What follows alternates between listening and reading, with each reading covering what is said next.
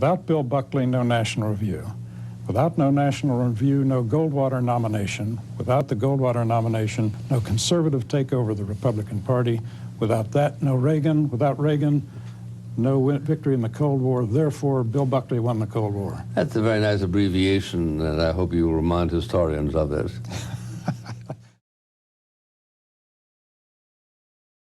I think when the Soviet Union dissolved itself at the end of 1991, people kind of assumed that communism was finished. Communism was over. Now, 30 years after, maybe the Cold War didn't really end at all, right? I mean, right. Communist China is more communist than it's been in a long, long time. Ordinary Americans are saying, we had no idea that there have been more than 100 million victims of communism since the Bolshevik Revolution. Maybe it's time for a good old infusion of that anti-communist energy to kind of bring the movement together again. One thing that I think we can look to Reagan and Buckley to help inform us today is even when they disagreed, they did so very civilly. They had that shared set of values and as well, though, a sense of humor, which I think is one of the most important shared qualities and maybe the basis for that friendship that can emerge from a shared sensibility. Would you guess that the Panamanian people would prefer or not prefer to exercise sovereignty over their own territory? Take as long as you want to answer that.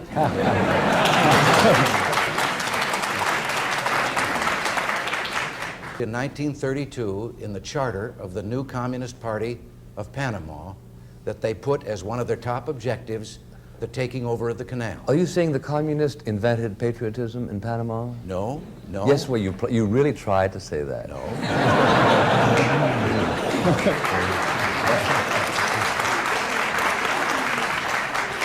No, Bill, I really didn't.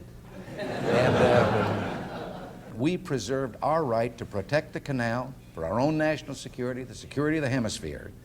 And so far, no one has suggested any way that this can be done unless we retain the right of sovereignty. Shortly after the debate, Nancy and Ron invited Bill to come have dinner at their place.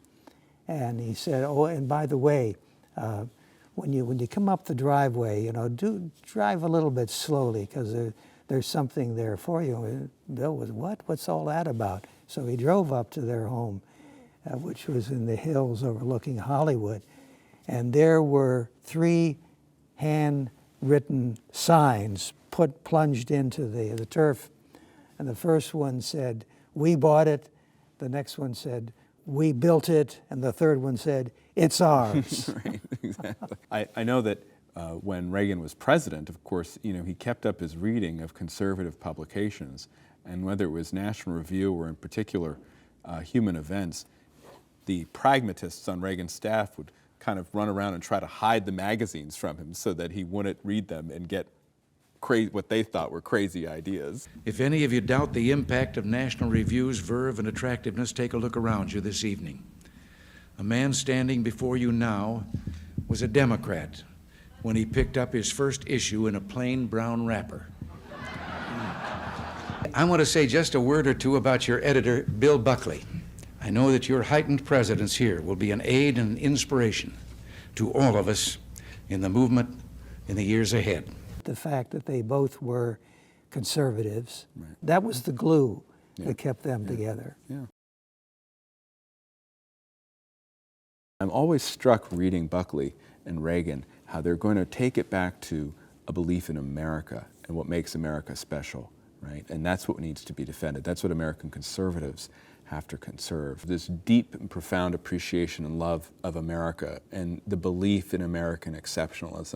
And that emphasis on America, I think, is something that should never leave the minds of American conservatives. Bill, we thank you for your friendship. You are, of course, a great man. And so we thank you also for National Review, for setting loose so much good in the world. And Bill, thanks too for all the fun. God bless you. Thank you.